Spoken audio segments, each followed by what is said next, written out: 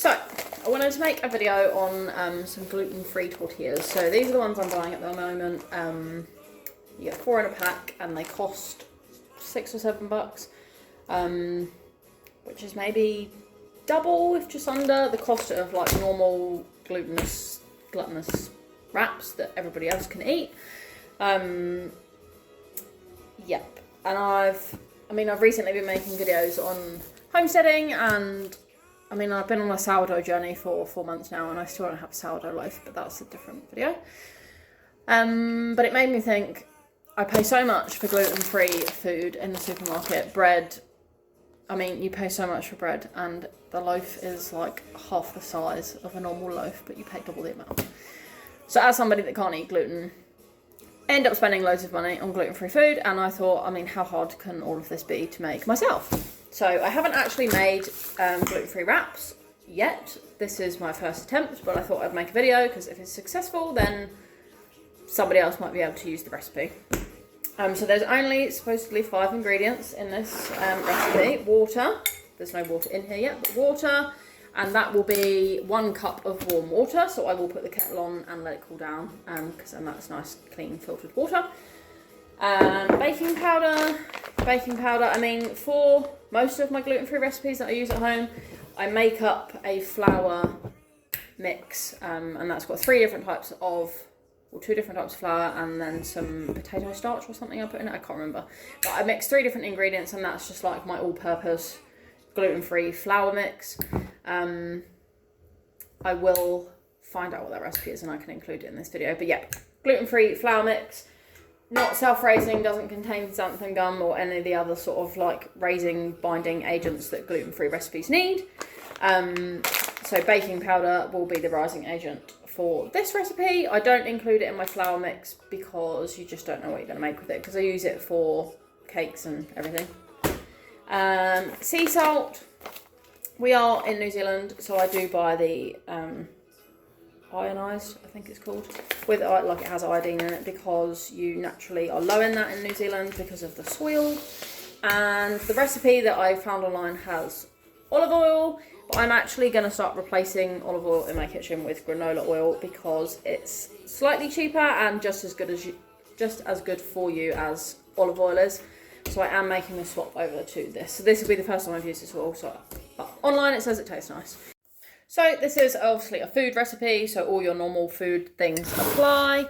Clean hands, no jewellery, hair up. And I also always put a clean top on because we have cats and cat hair's a thing. The recipe for the gluten-free flour, I actually don't have one of them because I've used it all up, but corn flour and rice flour is the 2 types of flour. I have just ordered a grain miller off of Trade Me to hopefully make my own flour, so that's an ongoing project. And potato starch is the other one. I can't actually find potato starch in the supermarkets over here, so I do have to go to a whole food shop for that, but it's like $3. It's not very expensive. So that's the recipe for the gluten-free flour mix, and I use that for so many different recipes. It's quite yum. So the ingredients for this recipe: 3 cups of flour, so that will be the all-purpose mix that I make. 1 teaspoon of salt. I have tried to reduce salt in a lot of my gluten-free recipes, but it just seems to, I don't know, ruins the recipe sometimes. Yep, especially if you're going to do any gluten-free, fermenting, preserving, just don't reduce the salt. I've tried, and yeah, so I stick with 1 teaspoon of salt, 1 teaspoon of baking powder, and 1/4 cup of oil.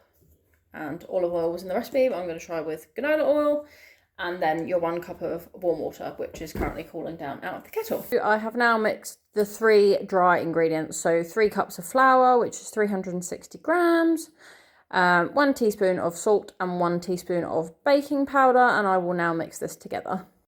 I actually whisk together dry ingredients because I feel, especially when I'm making gluten-free flour blends, it just mixes it all together nicely compared to a spoon.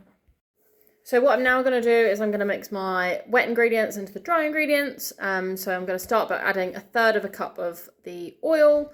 That is 75 grams depending on what scales you're using. And then once I've stirred that together, I'm going to add 1 cup of water, which is 240 grams. Just make sure the water is warm, and it just says to slowly add that and stir it together. And you want it to be a dough consistency when it finishes.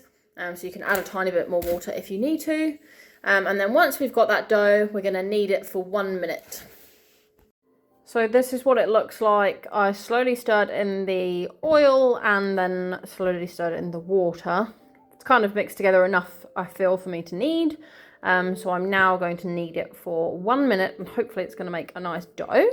I did just want to include how I knead in the video, because I've tried quite a few kneading techniques through trying to make bread and various things. And I have found this one works better for gluten-free, consistency-based dough things. It does always seem to work quite differently to how a normal dough recipe for just normal bread would work. So I've learnt to always use a lightly floured side, but I found gluten-free recipes depend heavily on like the water and the flour content being right. Sometimes I put too much flour on the side, and that has completely ruined the whole recipe, because it just, in the cooking process, it seems to dry out completely. So I try not to use too much flour on my side. I usually flatten it, and we'll do this. And then usually I found with these gluten-free dishes, quite often they start quite crumbly like this, and then it's like all of a sudden this magic happens after you've kneaded it for enough time, and then it just becomes a dough. So if it's still a bit crumbly, then I will add a tiny bit more water and see how we go. That's just been over a minute now, and it is still a little bit crumbly, so I'm just going to add a little bit more water, give it a bit more of a knead, and we'll see how it goes.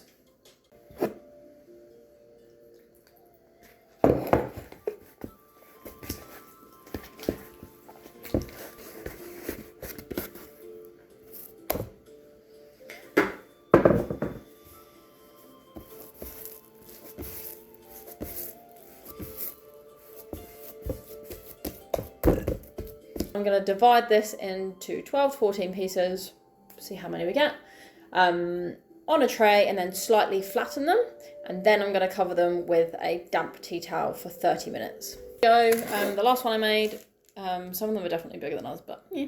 I got 12 rather than 14. I just thought I would show you how I made them into lovely little balls. They've got oil in the recipe, obviously, so to make them into balls is quite easy. And then I'll just give it a little, and then you seem to get quite a nice ball. So now what I'm going to do is probably use this because it's next to me. I don't know what these are called, but just flatten them slightly. And then I'll get a clean tea towel and I will cover these, make it damp and cover them for 30 minutes. So my phone is now dying, so I can't video myself because it's on charge, but they don't seem to look any different after I put them next to the fire for half an hour. So I'm now going to roll them out with my rolling pin on baking paper, and I always keep these kind of bags. So I am now just frying them. They're all rolled out. I've done some thicker, some thinner, so we shall see. So number one is obviously a test. This was the kind of consistency. It does bend like a tortilla.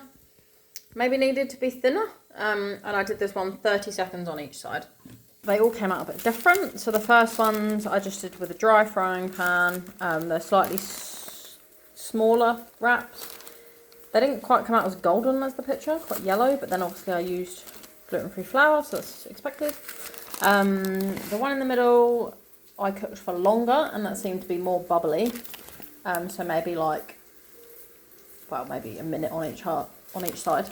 And then the last two, this is a decent thickness. I cooked it with butter, and actually it works much more like a wrap. So I think butter for the win. I mean, I've never added butter to a recipe and it got worse. So.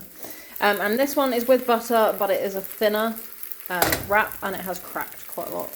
So I think with a bit of butter when you fry it, a decent thickness is for the win.